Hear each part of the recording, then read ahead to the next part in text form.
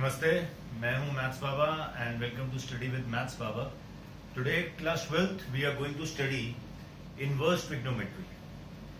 बहुत easy chapter है, बहुत मजेदार चैप्टर है। ठीक है, 15-20 मिनट की गेम है। अगर वो समझ आ गई तो सारा का सारा चैप्टर समझ आ गया।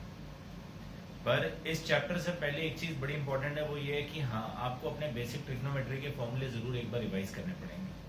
जो बेसिक ट्रिग्नोमेट्री के कंसेप्ट हैं वो जरूर रिवाइज करने पड़ेंगे, बिकॉज वो आते होंगे तो इनवर्स ट्रिग्नोमेट्री बहुत आराम से आ जाएगी, कोई दिक्कत की बात नहीं होगी। मजा बहुत आएगा इस चैप्टर को करते हुए। 3 से 4 से 5 नंबर डिपेंड करता है बोर्ड के ऊपर, क्योंकि अब सिलेबस वैसे भी वो है। ये 3, 4, 5 नंबर का बोर्ड के पेपर में आता है।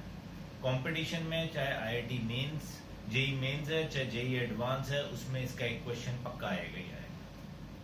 और जो बेसिक है उसी से ही सब कुछ हो जाएगा, कोई दिक्कत की बात नहीं। तो चलिए let's start with inverse trigonometry. जय माता दी, जय गुरु जी।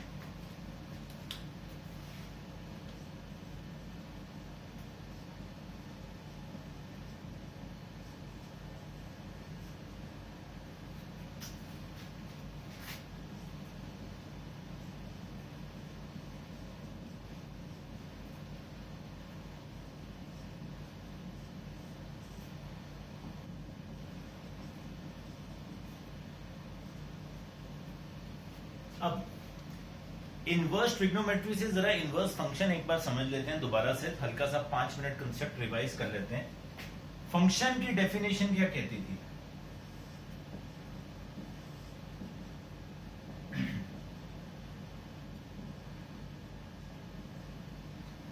फंक्शन की डेफिनेशन कहती थी कि भैया जो अगर मेरा फंक्शन ए से बी जा रहा है, मेरा फंक्शन ए से कहां जा रहा है? बी जा रहा है, तो भैया ए के सारे एलिमेंट इंक्लूड होने चाहिए पहली बात, और सबके पास अपना एक इमेज होना चाहिए।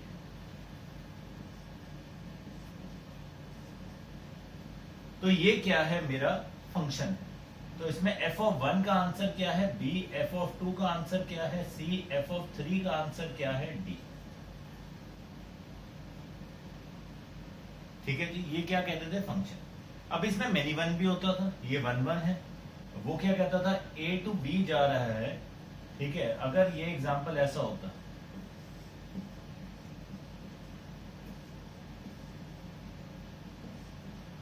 तो f1 भी a है और f2 भी क्या है? a, और f3 क्या है? b। अब फंक्शन तो आपके पास आया, अब इनवर्स में क्या होता? अब यहां से f इनवर्स ऑफ b लिखता तो वो क्या आ जाता? 1 आ जाता। f इनवर्स ऑफ c लिखता तो वो क्या आ जाता? 2। किसी से हमें वापस जाना है, मैपिंग करनी है। f इनवर्स ऑफ d लिखता तो वो क्या आ जाता? 3। पर ये अभी भी फंक्शन नहीं बना रहा। क्यों? क्योंकि यहां पे एक a बैठा हुआ, और फंक्शन की डेफिनेशन है कि भैया सारे एलिमेंट उस सेट से दूसरे सेट में आंसर करने चाहिए। यहां पे एक खाली रह गया, तो ये फंक्शन इनवर्स फंक्शन नहीं बन पाया, ऑन टू नहीं है। यहां पे अब f इनवर्स ऑफ a करूंगा तो भैया क्या 1 भी आ रहा है, 2 भी आ रहा है, तो 2 आंसर तो हो ही नहीं सकते, ये भी नहीं। तो इनवर्स फंक्शन क्या कहता? इनवर्स फंक्शन कहता, अगर अब मैंने यहां ऐसा कुछ लिखा होता,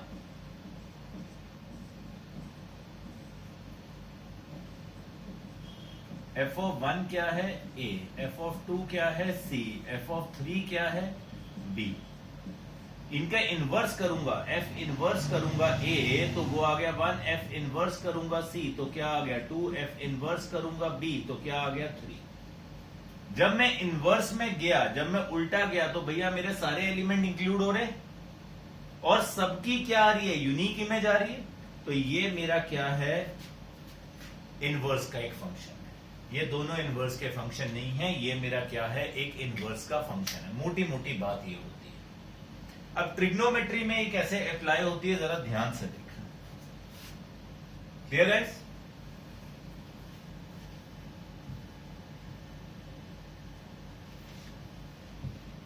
अगर ट्रिग्नोमेट्री में क्या है, अगर मैं एक साइन का साइन एक्स ले लूं, y is equal to sine X, तो साइन एक्स का ग्राफ किया था आपने 11th में भी। साइन 0 0 होता है, साइन 1 कब होता है, 90 पे, ठीक है जी। सेकंड क्वाड्रेंट भी पॉजिटिव होता है, नीचे गिरना स्टार्ट हो जाता है, ठीक है।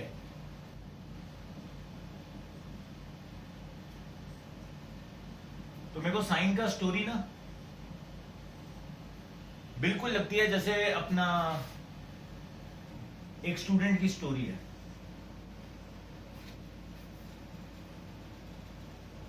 और ये एक्सपैंड होता रहेगा। भैया वो यहां 0 से स्टार्ट हुआ, मेहनत की 10वीं में, नंबर आ गए, हवा में आ जाता है, 11th में गिरना स्टार्ट हो जाता है, ठीक है जी। 12th तक पहुंचते पहुंचते और बुरा हाल हुआ होता है। आखिरी में वो सोचता है कि मैं स्पीड पकड़ूं और मैं आखिरी के 2 महीने में दोबारा मेहनत कर लूंगा। होगी मेहनत आज से ही करनी पड़ेगी। ये साइन का ये जो ग्राफ है ना, ये बिल्कुल तुम्हारी जर्नी है 10th से लेकर 12th तक की मैक्सिमम की। इसको ऐसा नहीं होने देना, बिकॉज 0 पे रह जाओगे। इसको हमने यहां से यहां तक ही मान के चलना है कि हमने +2 तक, ये 10th से +2 ये होनी चाहिए बस, हमेशा इंक्रीजिंग नेवर डिक्रीजिंग। ये हमारा कर्व होता है। अब यार यहां पे कलेश क्या है, स्यापा क्या, मैंने कहा भैया 1/√2, अब 1/√2 तो मेरा क्या होता है, π/4 भी होता है, 45, 3π/4 भी होता है, ठीक है ना। अब यहां कहीं पे 1/√2 होएगा तो ये मेरा π/4 आ गया, ये आगे गया, ये मेरा 3π/4 आ गया। भैया ये तो मुझे क्या दे रहा है, और अभी ये बनाऊंगा तो और आगे चलता जाएगा, 5π/4, 7π/4, उसमें माइनस में जाऊंगा तो ये वैल्यू तो आती रहेगी, है ना। मुझे इसको तो साइन का जो हमारा डोमेन होता था, साइन एक्स, इस कर्व का जो डोमेन होता था ऑल रियल नंबर। भाई कुछ भी डाल दो, कोई टेंशन नहीं है। और इसकी रेंज क्या होती थी, रेंज होती थी भैया -1 से 1 ही आंसर आएगा इसका, जो मर्जी। अब मुझे इसको ऐसे कम करना है कि जब मैं इसका इनवर्स लिखूं, मैं साइन इनवर्स एक्स लिखूं, तो भैया उसके पास सारी वैल्यूज आंसर हो, मतलब वो -1 से 1 वाली सारी वैल्यूज हो और एक ही आंसर। अब देखो ध्यान, -1 से 1 चाहिए,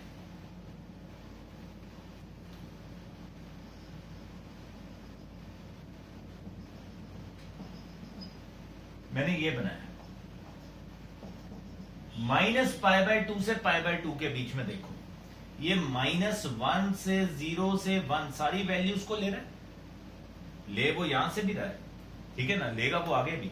बट ये ब्रांच जो हमारी 0 के सबसे पास होती है उसको हम कहते हैं प्रिंसिपल वैल्यू।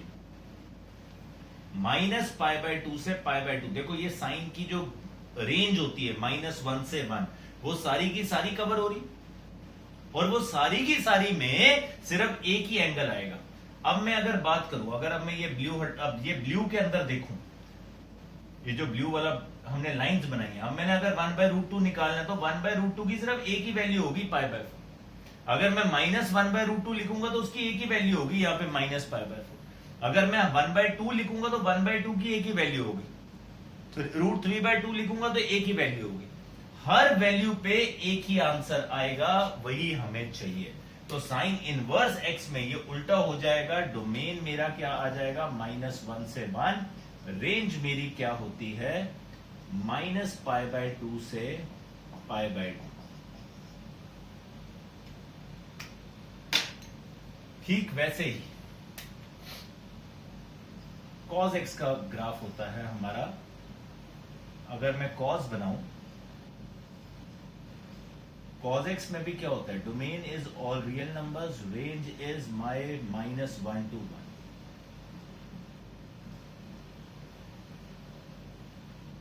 cos 0 is 1, वो यहां से स्टार्ट और गिरता जाता है, कहां तक, π/2। Second quadrant it becomes negative, third quadrant it is also negative, fourth quadrant में जाके वो कहीं पॉजिटिव हो, और उसको आगे बढ़ाते हैं।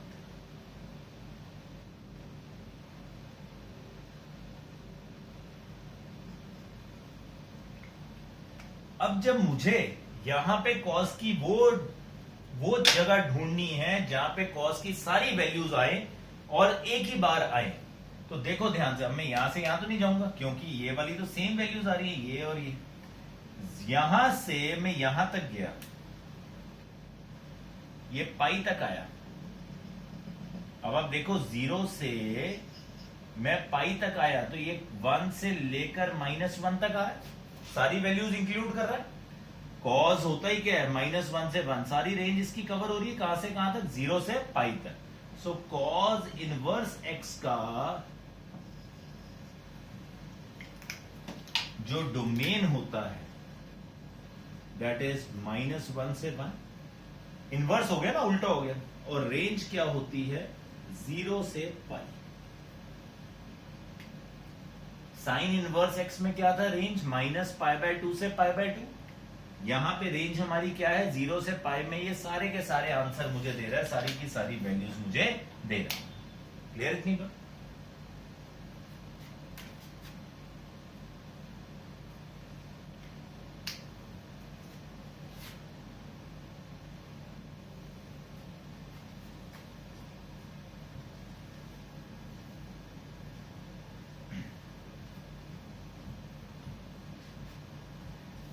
ऐसे अगर मैं tan का ग्राफ देखूं,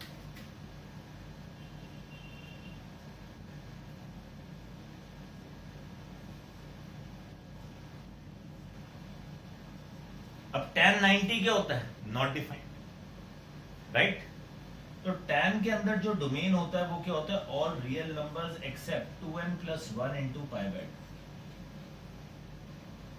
ये आपका कभी भी आंसर नहीं हो सकता। जो भी y एक्सिस होता है, y एक्सिस के ऊपर 90 डिग्री 270 के ऊपर, ठीक है जी, आगे उसके 90 के जितने भी मल्टीपल्स है उसके ऊपर भैया ये नॉट डिफाइंड होता है, ऑड मल्टीपल्स। रेंज क्या होती है इसकी, रेंज होती है इसकी ऑल रियल नंबर्स। अब इसका ग्राफ कुछ ऐसा जाता है, ये 90 के लिए वो बना रहा हूं,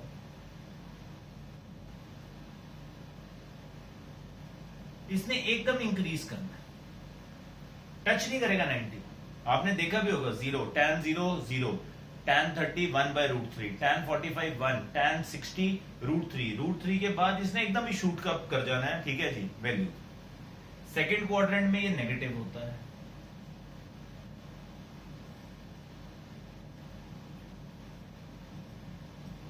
ठीक है जी, तो ये ऐसा होता है। थर्ड क्वाड्रेंट में ये फिर जाता जाता पॉजिटिव हो जाता है, फोर्थ क्वाड्रेंट में ये फिर नेगेटिव होता है,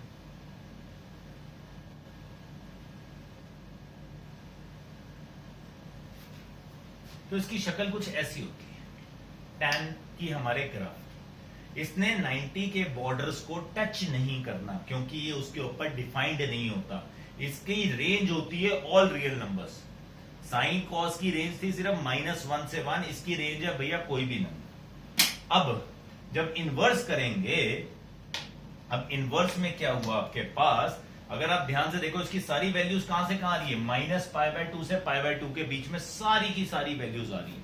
सो भैया tan इनवर्स x के लिए जो हमारा डोमेन होता है हमारा क्या, ऑल रियल नंबर्स, ठीक है जी। जो इसकी रेंज थी वो हमारे पास क्या बन गई, tan की जो रेंज थी वो हमारा डोमेन बन गया। रेंज क्या होती है, -π/2 से π/2, लेकिन ओपन इंटरवल। क्यों, क्योंकि भैया ये वहां पे टच नहीं कर सकता, एक सिंपल सी बात। Getting the point?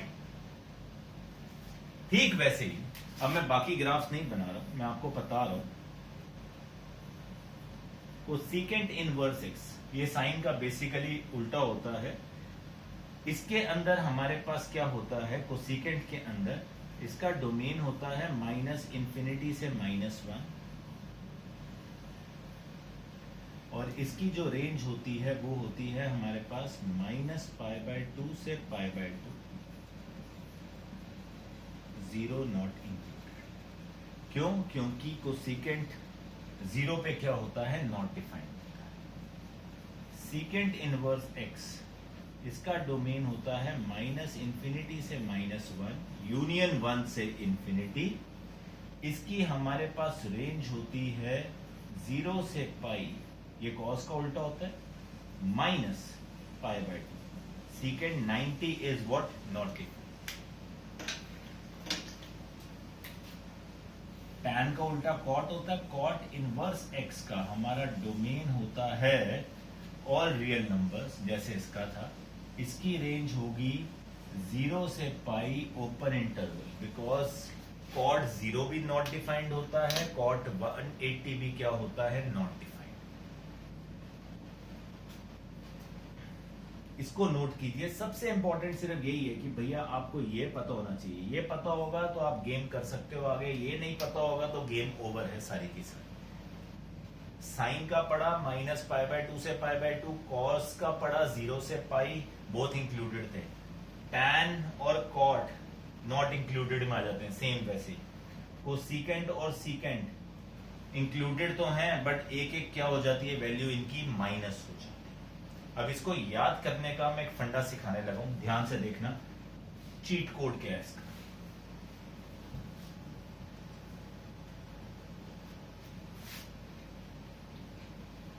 इसका चीट कोड है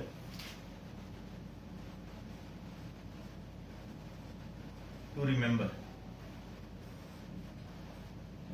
0 π/2 पाई माइनस π/2, ऐसे लिखो, ठीक है। यहां पे कुछ नहीं है, थर्ड क्वाड्रेंट है। 0 से पाई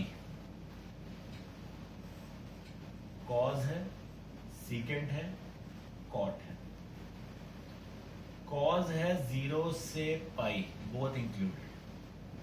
सीकेंट है 0 से पाई माइनस π/2। क्यों?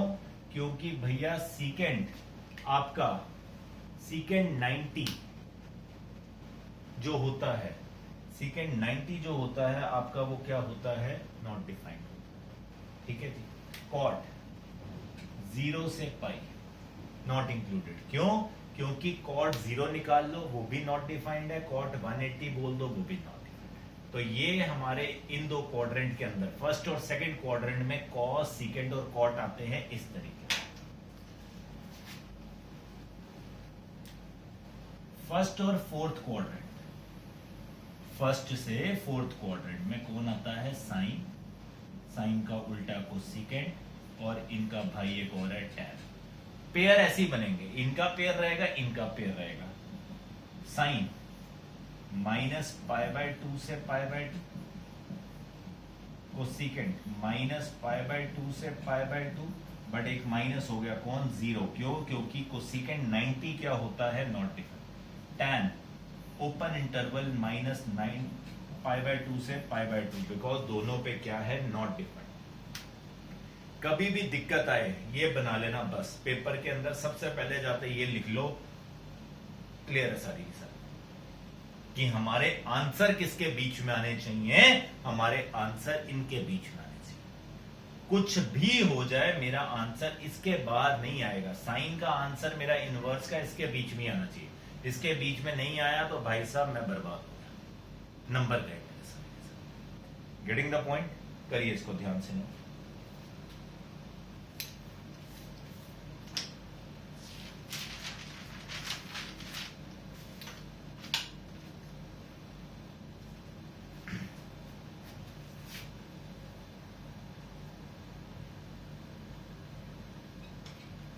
अब इसका मतलब क्या है? साइन इनवर्स कहता क्या है? देखो ना, साइन थीटा 1/2 था, तो भैया अब जब साइन उस तरफ जाएगा, साइन थीटा 1/2, ठीक है, कौन सा उसके ऊपर होता था? साइन थीटा हाफ कब होता है? साइन थीटा हाफ होता है 30 डिग्री। मतलब हमारे पास क्या होता था basically? π/6 is equal to half, right? अगर साइन थीटा हाफ था तो इसका मतलब साइन इनवर्स ऑफ 1/2 किसके इक्वल हो गया? थीटा। तो इनवर्स ट्रिग्नोमेट्री की मोटी बात यह है कि sine inverse, cos inverse, tan inverse, secant inverse, cosecant inverse, cot inverse, ये क्या है? ये सारे एक एंगल हैं। मोटी मोटी बात ये क्या है? बेसिकली एक एंगल है जो इसने हमें बताना है, ठीक है? कोई टेंशन नहीं लेनी है, इसने हमें एक वैल्यू बतानी है। तो अगर अब मैं यहां लिखूं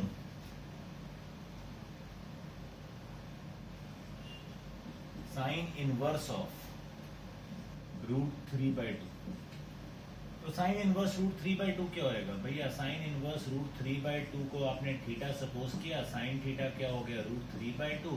√3/2 केड़े साइन की वैल्यू होती है? कौन से साइन की वैल्यू होती है भैया? किसकी वैल्यू होती है? साइन 60 π/3, तो थीटा कितना आ गया? π/3 आ गया। तो साइन इनवर्स √3/2 क्या है मेरा? π/3।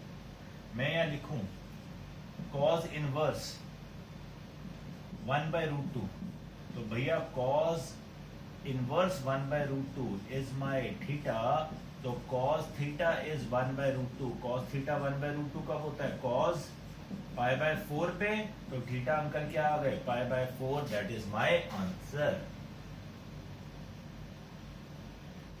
Getting the point? करिए नोट।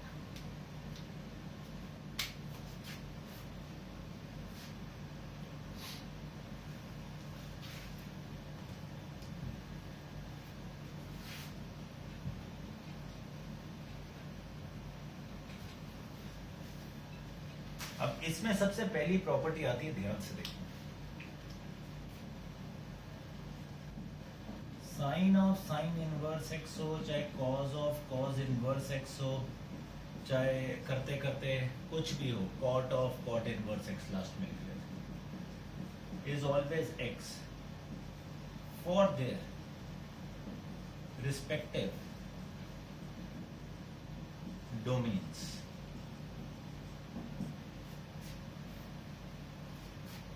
मतलब क्या?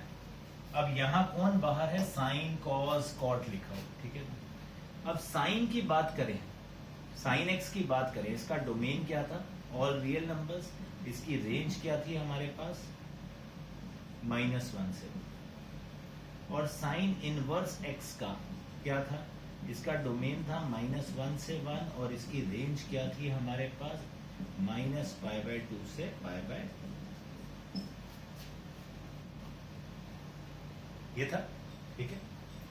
अब यहां देखेंगे साइन इनवर्स एक्स है, कॉस इनवर्स एक्स है, कॉट इनवर्स एक्स है, तो भैया इनको अपने डोमेन में होना पड़ेगा। इनको क्या होना पड़ेगा? अपने डोमेन के अंदर होना पड़ेगा। ये डोमेन से बाहर निकल गए तो चक्कर पड़ जाएगा। फॉर एग्जाम्पल, क्या मतलब है इसका? जरा ध्यान से देखना। मैंने लिखा साइन ऑफ साइन इनवर्स 1/2। भैया साइन इनवर्स का डोमेन क्या है? -1 से 1। हाफ किसके बीच में आता है? इसके बीच में आता है, तो मैं सीधा सीधा आंसर लिख दूंगा क्या? हाफ। कोई दिक्कत की बात, ठीक है। अगर आप ऐसे नहीं करना चाहते तो आप कैसे करते? साइन इनवर्स हाफ को आप क्या लेते? इधर देखिए, समझ लीजिए इस बात को बहुत ध्यान से। साइन इनवर्स हाफ को क्या लेते? थीटा। तो भैया साइन थीटा क्या आ जाता? हाफ। साइन थीटा हाफ कब होता है हमारे पास? साइन π/6 पे, ठीक है जी। थीटा कितना आ गया? π/6। तो sine of sine inverse half था, साइन इनवर्स हाफ लिया थीटा, तो ये साइन थीटा बन गया। तो क्या बन गया? साइन π/6। साइन π/6 मतलब 1/2। वही लंबा चौड़ा प्रोसेस, उसको हमने डायरेक्टली लिख दिया। कैसे? हमने अपना सिर्फ डोमेन चेक किया, वो क्या था। यही अगर ऐसे आ जाता, साइन ऑफ साइन इनवर्स 5/3, भैया 5/3 आ गया। मैंने देखा डोमेन तो होता है -1 से 1, ये साला क्या आ गया? 5/3। 1 से क्या हो गया? बड़ा। भाई साहब इसके तो आंसर ही नहीं होता। तो भैया this is not possible. Clear बात? यही होता मेरे पास कॉज ऑफ कॉज इनवर्स 7/9। तो भैया कॉज इनवर्स का अभी पढ़ा हमने, डोमेन क्या होता है? -1 से 1।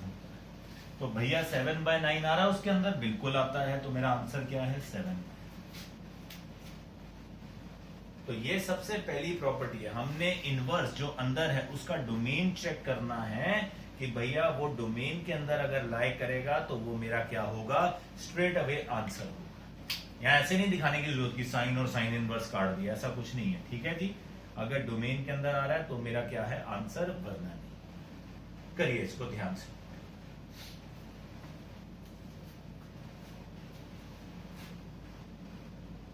Clear guys?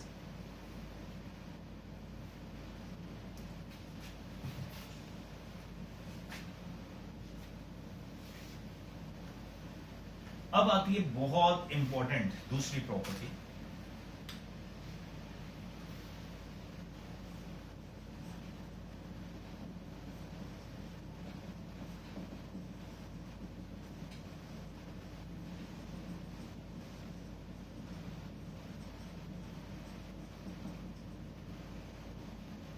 मुझे कहता कि आप पागलों वाली बातें करिए, अभी तो ये लिखा था, अभी ये नहीं लिखा था, इसका बिल्कुल ऑपोजिट लिखा था। पहले मैंने लिखा sine of sine inverse x, अब मैंने लिखा sine inverse of sine x. ये भी एक्स के इक्वल होगा। शर्तिया बात क्या है, फॉर देयर रिस्पेक्टिव रेंजेस, मतलब अब यहां पे इनवर्स की रेंज में आना चाहिए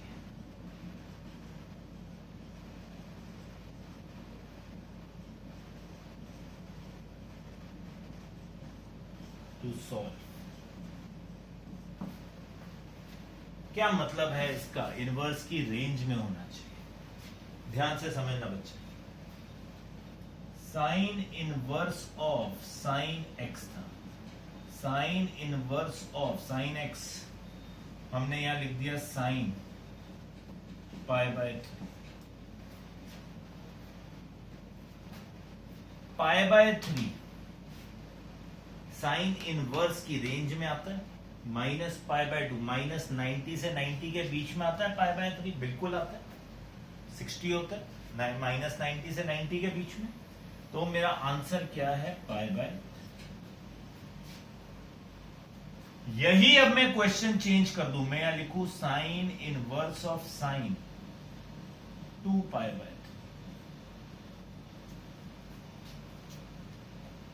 अब 2 पाई बाय 3 क्या होता है, 180, ओ सॉरी 2 पाई बाय 3 कितना होता है, 120 डिग्री। ये रेंज कहां से कहां तक थी, माइनस 90 से 90 के बीच में थी। भाई साहब ये तो नहीं आ रहा, तो मैं काटा नहीं मार सकता इसके ऊपर। अब मैं इसको अपनी रेंज में करूंगा। इसके लिए ही हमने कहा था ट्रिग्नो के फॉर्मूलाज, बेसिक फंडा पता होना चाहिए।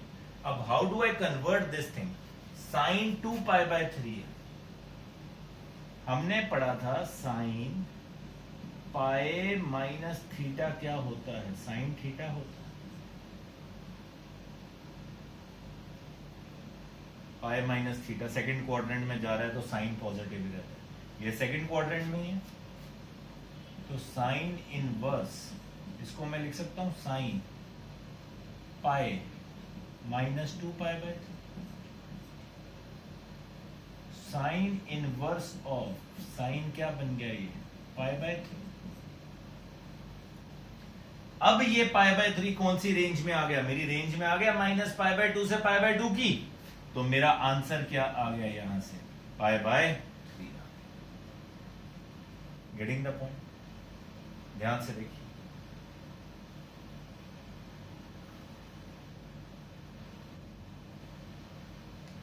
Clear everyone? करिए इसको नोट।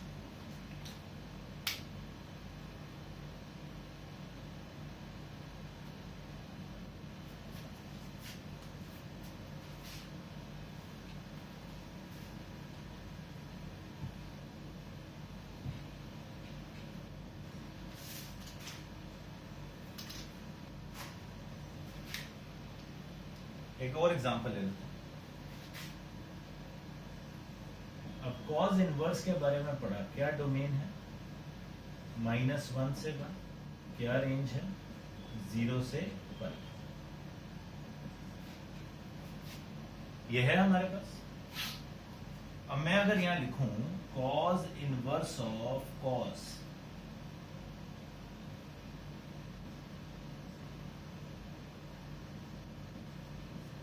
3π/4।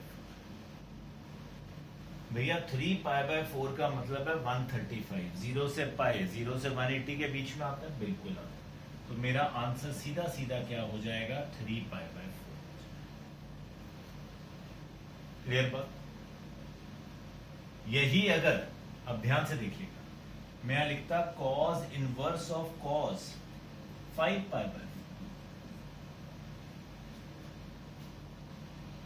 क्या लिखता, 5π/4। अब 5π/4 का मतलब क्या है, 225 डिग्री। भैया ये कहां से कहां तक है, 0 से 180 डिग्री में। तो अब ये 225 को मैं ऐसी वैल्यू बनाऊंगा कि वो 0 से 180 के बीच में आ जाए। And how will I make it, ध्यान से देखना।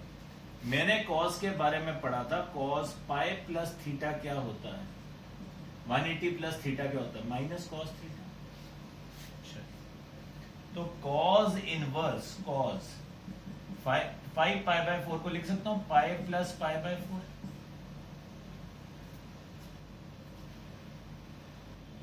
फाइव π/4 क्या हुआ, पाई प्लस π/4 ही हुआ। And cos pi plus theta क्या होता है, माइनस cos थीटा। तो ये क्या बन गया, cos inverse of minus cos theta. अब यार यहां तो चक्कर पड़ गया, यहां तो माइनस का साइन आ गया, ये तो दिक्कत होगी। cos इनवर्स ऑफ cos होता तो ओके था, cos inverse of minus cos का तो मैंने कोई फॉर्मूला ही नहीं बताया। तो अब हमने एक और चीज पढ़ी है, क्या, cos पाई माइनस थीटा भी क्या होता है, माइनस cos थीटा ही होता है। यस और नो? तो माइनस cos π/4 को मैं ऐसे भी लिख सकता हूं, कैसे, cos inverse of cos pi minus π/4। तो भैया पाई माइनस π/4 करोगे तो क्या बन जाएगा, 3π/4 cos। अब 3π/4 किसके बीच में लाई करता है, 0 से 180। तो मेरा आंसर क्या आ गया, 3π/4। तो हमने ये देखना है कि हमारी रेंज क्या है, रेंज के अकॉर्डिंग हमने कॉस का, साइन का, ये जो आपने फॉर्मूलाज करे थे ट्रिग्नोमेट्री के सबसे पहले दिन, बेसिक फंडा, सबसे पहले आपने इनको याद करना है, इनको कंसेप्ट्स को दिमाग में डालना है, उसके बाद ये क्वेश्चन सॉल्व हो सकते हैं। Getting the point everyone? करिए ध्यान से।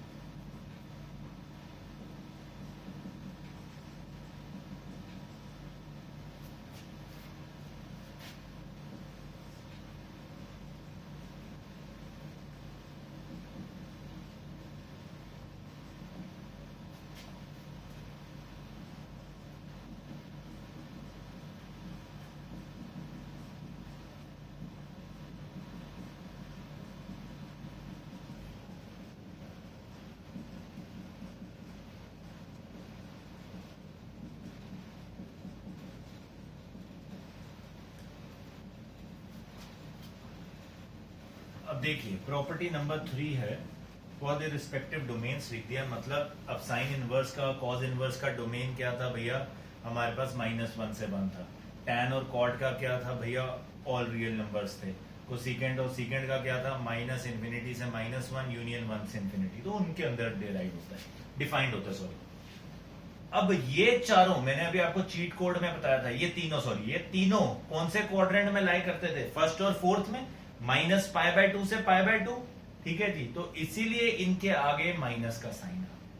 ये तीनों किसमें लाई करते थे, 0 से पाई वाले के अंदर, तो ये क्या हो जाते हैं, पाई से माइनस हो जाते हैं, क्योंकि उसने तो भैया फर्स्ट से फोर्थ में जाना है। फर्स्ट से फोर्थ में जाने का मतलब क्या है, फर्स्ट में ऐसे गए, फोर्थ में ऐसे गए, यहां गए तो एंगल क्या हो जाता है, माइनस हो जाता है, ठीक है ना। इसने कहां से कहां जाना है, इसने फर्स्ट से सेकंड में जाना है, सेकंड में जाके इन्होंने नेगेटिव होना है, तो वो पाई में से हम क्या कर देंगे, माइनस कर देंगे।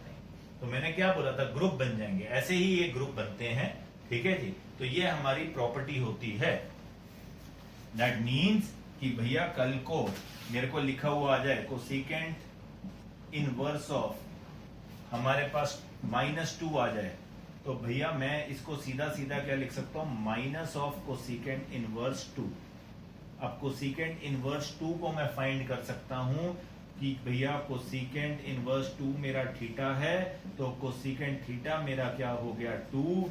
भैया कोसिकेंट थीटा 2 कब होता है हमारा, किस पे होता है, π/6 पे, तो मेरा थीटा आ गया π/6, तो मेरा आंसर क्या आ जाएगा, -π/6 इज माय आंसर। क्लियर। यही अगर इसके अंदर होता, यहां मेरे पास होता cos इनवर्स ऑफ -√3/2 ले लेते हैं, तो भैया इसको मैं क्या लिखता, पाई माइनस कॉज इनवर्स √3/2। अब इसको सॉल्व करना है, तो ये भैया cos इनवर्स √3/2 आपका थीटा, cos थीटा क्या हो गया, √3/2, तो भैया cos थीटा √3/2 कब होता है आपका, π/6 पे, थीटा आ गया π/6, तो भैया हमारा अब क्या बन गया, pi minus π/6, that is 5π/6 is क्या, माय आंसर। करिए ध्यान से, how do we solve the question, this is the,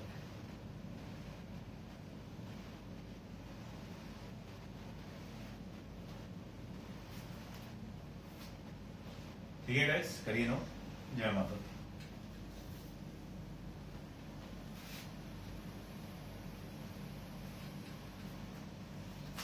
I hope थोड़ी थोड़ी बात समझ आ रही होगी, अब इतना मुश्किल लगना नहीं चाहिए।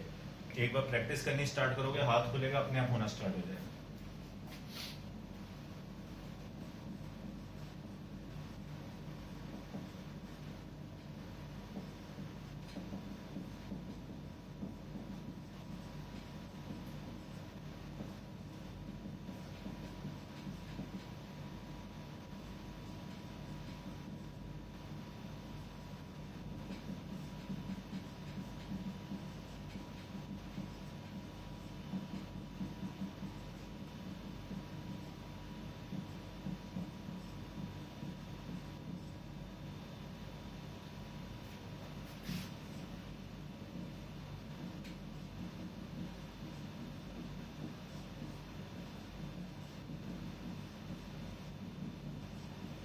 ये मैंने इनके डोमेन लिखे हैं, ठीक है ना। तो ये बनता है, टैन के अंदर हमारा एक गेम चेंज हो जाता है। ये वाली प्रॉपर्टी आपकी सिर्फ है एनसीईआरटी के अंदर, ये हमारी आती है कंपटीशन की,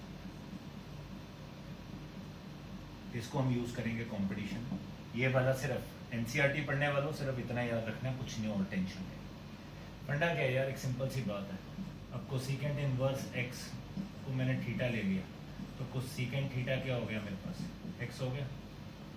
कोसिकेंट थीटा, तो भैया मेरे पास अगर अब मैंने इसको साइन थीटा में लिखना है, तो भैया क्या हो जाएगा, साइन थीटा यहाँ से क्या हो जाएगा, 1/x हो जाएगा। एक दूसरे का क्या होते हैं, रेसिप्रोकल, तो भैया थीटा यहाँ से क्या बन गया, साइन इनवर्स ऑफ 1/x। तो जो थीटा कोसिकेंट इनवर्स x था, वही थीटा साइन इनवर्स 1/x है, वही तो लिखा, और कोई टेंशन नहीं, ठीक है ना। क्लियर बात। तो इसका मतलब क्या है कि भैया मैं साइन इनवर्स 1/√2 को मैं क्या लिख सकता हूँ, सीधा सीधा कोसिकेंट इनवर्स √2 लिख सकता हूँ, इतनी सी कहानी, ठीक है।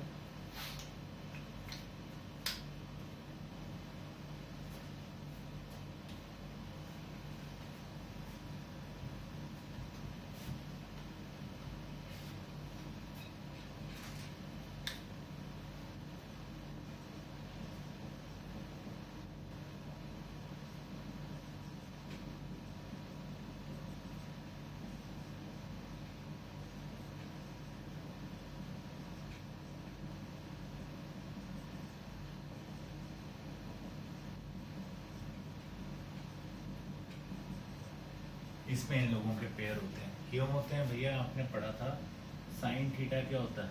कॉस 90 माइनस थीटा होता था ना, बचपन में पढ़ते थे हम, cos π/2 minus theta, 10th class में पढ़ा था, ठीक है। तो बस वही प्रॉपर्टी को हमने यहाँ पे यूज किया और कुछ भी नहीं किया। अब साइन इनवर्स एक्स मेरा क्या है? थीटा है, तो साइन थीटा क्या हो गया? एक्स, ठीक है जी। तो कॉस थीटा क्या हो जाएगा? यहाँ से साइन थीटा एक्स है, तो कॉस क्या हो जाएगा हमारे पास? Cos π/2 minus theta is x, है ना। तो कॉस इनवर्स एक्स की वैल्यू क्या हो जाएगी? यहाँ से π/2 माइनस थीटा। अब sine inverse x plus cos inverse x, तो क्या बन गया? Theta plus π/2 minus theta. Tata bye bye, जय माता दी। क्या आ गया? π/2। तो ये हमारा प्रॉपर्टी सेट 5 बनता है यहाँ पे।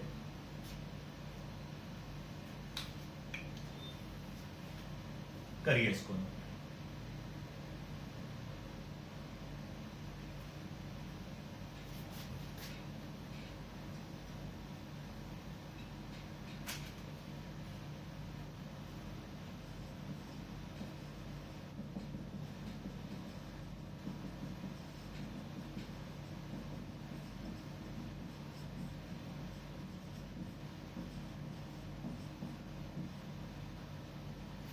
ये सबसे ज़्यादा इंपॉर्टेंट प्रॉपर्टी है जिसको हम सबसे ज़्यादा इसी को यूज़ करने वाले हैं, कुछ नहीं यूज़ करने वाले। tan inverse x plus tan inverse y is tan inverse of x plus y over 1 minus x। tan a plus tan b की प्रॉपर्टी याद है, उससे 2 सेकंड में आ जाएगा। कंडीशन अप्लाइड है, x y should always be less than 1। This is for your NCERT, for your board specifically. NCERT में सिर्फ यही है, बोर्ड्स के लिए। इसका एक और केस होता है, वो क्या है? tan inverse x plus tan inverse y is pi plus tan inverse x plus y over 1 minus x। ये होता है केस जब हमारा xy इज ग्रेटर देन 1। ये सिर्फ और सिर्फ कंपटीशन के लिए।